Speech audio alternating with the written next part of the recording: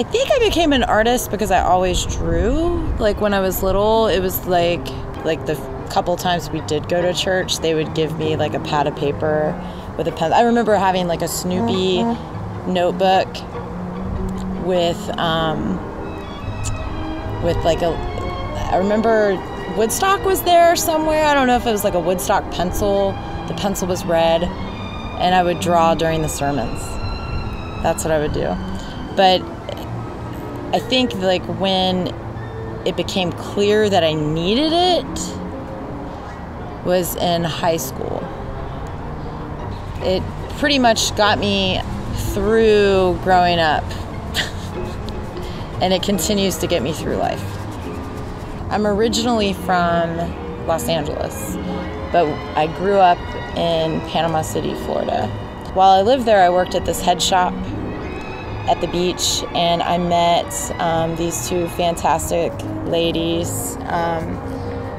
One lived in Mansfield, and she was going to OSU after the summer, and the other girl was moving here to be her roommate. And then I ended up moving to Pennsylvania at one point, and so I would come over and visit and like hang out and party. Tragically, there was an apartment fire, and one of my friends, she had over 60% of her body burned and was in the hospital, so I came over to visit her and ended up moving here to be my other friend's roommate. And then I moved away, and then I came back. The Vanderelli Room did not originate at 218 McDowell Street.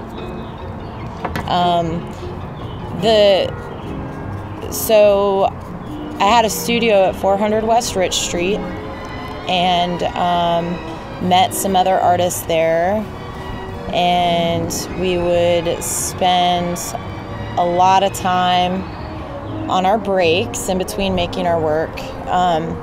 We would spend a lot of time hanging out and discussing our work, the work that we had, and discussing our futures, knowing that this area had to become something.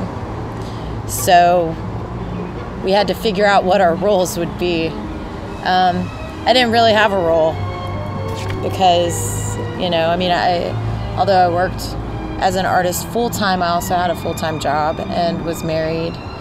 Strongwater was being built. There was no art in the building, so we were sitting in one of the dining rooms and jokingly tossing around the idea that if I hung my art in there, we could call it the Vanderelli Room.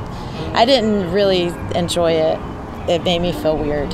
There's still some of my work in there, although we never made a plaque, so nobody knows to call it the Vanderelli Room. And there's this Vanderelli Room. It became a gallery in October of 2014. I'd been in the space for a while, for a few months, and decided to turn it into gallery space because all of my friends are artists and we needed a place to hang our work because we didn't really have any place like that in Franklinton. So it just made sense. And so I asked the owner of the property and gave him a business proposal upon his request. And he said, all right, go for it, and reduced my rent so I could afford it. And here we are.